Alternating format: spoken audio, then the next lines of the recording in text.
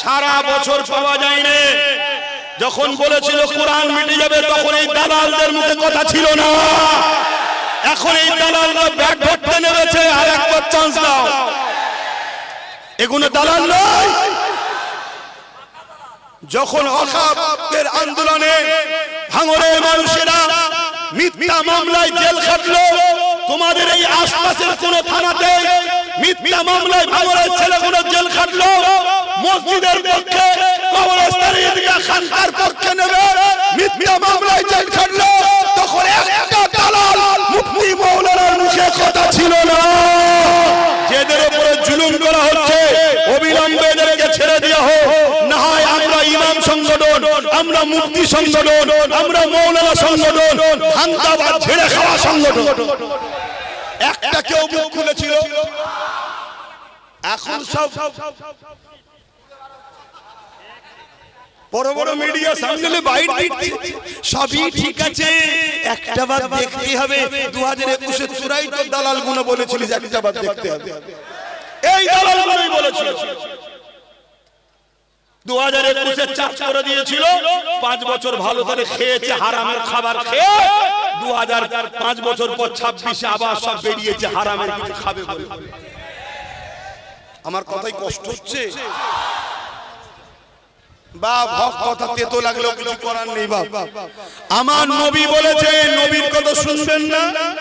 এই নবীর আগে কেউ নাকি? নবী বলেছে আখিরি জামানা যুবকরা শোনো।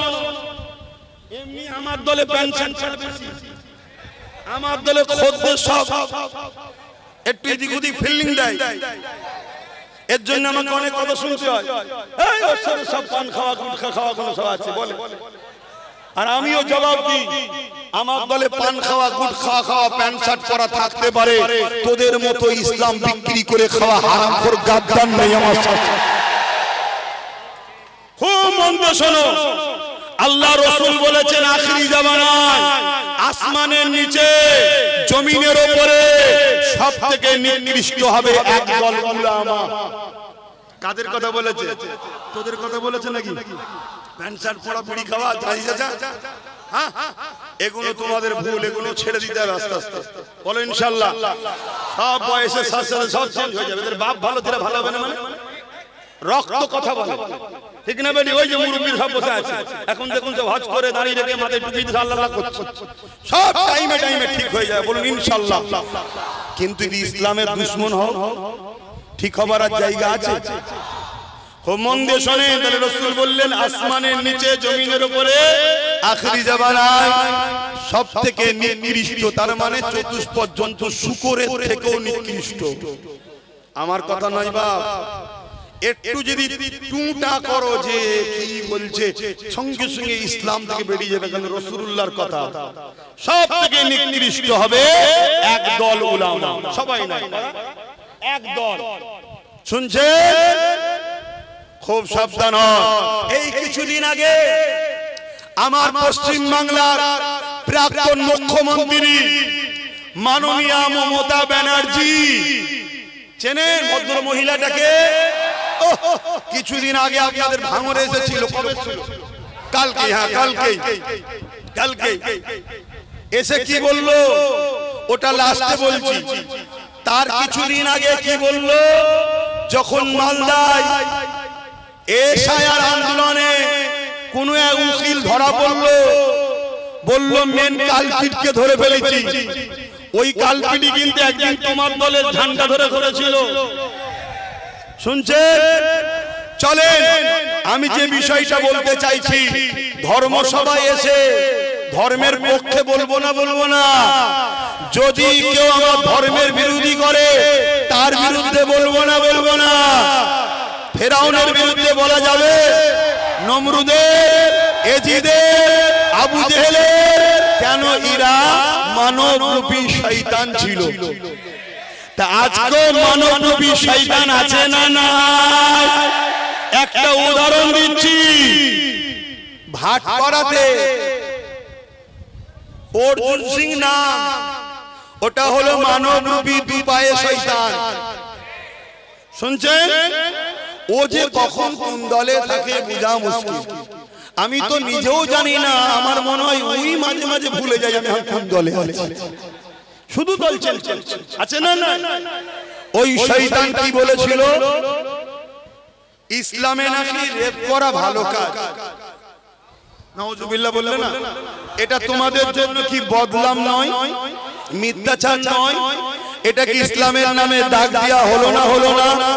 তুমি এর গদির জন্য মারপিট করছো, ওর বুদ্ধি দেওয়ার জন্য মারপিট করছো, এর ভোট চুরি করে পালাচ্ছ, সবার বেলায় তোমায় পাওয়া যায়। আর আমার ইসলামের নামে এত বড় কলঙ্কিত দাগ লাগালো, তার বিরুদ্ধে তোমার মুখে একটা কথা নেই কেন? শুনছেন? আজকে ওই অর্জুন সিং এর বিরুদ্ধে কয়েক হাজার মামলা হয়েছে না হয়নি? তাকে কি প্রাক্তন মন্ত্রী মাননীয়া মমতা ব্যানার্জি কি অ্যারেস্ট করেছে? কেন করলো না? তাহলে আমার ইসলামকে কেউ গাল দেবে, তোমাকে কেস করা হবে। তোমার হাতে পুলিশ, তোমার হাতে রাজ্য আমরা দিয়েছি, তুমি তাকে অ্যারেস্ট করবে না। অথচ ওয়াকাবলি আন্দোলন করতে গেলে নওশাদ সহ ভাঙড়ের ছেলেদেরকে তুমি অ্যারেস্ট করেছো। এর জবাব দেওয়ার সময় এসে গেছে আমাদের। এই কথা বলা কি অন্যায়? এই ভাই অন্যায়। দুশ্মন চিনতে শেখো আর বন্ধু চিনতে শেখো। আর একটু এগিয়ে যাও, আর একটু এগিয়ে যাও। শুনছেন? আর একটু এগিয়ে যাও। 4 পাস বিজেপির আরেকটা নেতা কোরআনের সূরা তাওবার 5 নম্বর আয়াতে হিংসা ছড়াচ্ছে বলেছিল, মনে পড়ছে? ওই 4 পাস বিজেপির নেতার বিরুদ্ধে এই বাংলায় কয়েক হাজার মামলা হয়েছে, কেস হয়েছে। তাকে আমার রাজ্যের প্রাক্তন সিএম মাননীয়া মমতা ব্যানার্জি অ্যারেস্ট করেছে। তাকে অ্যারেস্ট করেছে, কিন্তু তোমার এই ভাঙড়ে কোন একজন মহিলা, তার মানে এটা নয় আপনি আমার মসজিদকে মিটাতে চাইবেন আর আমরা চুপ থাকবো, এটা কিন্তু মেনে নেওয়া যাবে না। এই ভারতবর্ষে কারো দয়াতে আমরা বেঁচে নাই। এই ভারতবর্ষকে খুন দিয়ে নিজেরা স্বাধীন করেছি, নিজেদের মতো স্বাধীনভাবে থাকতে চাই।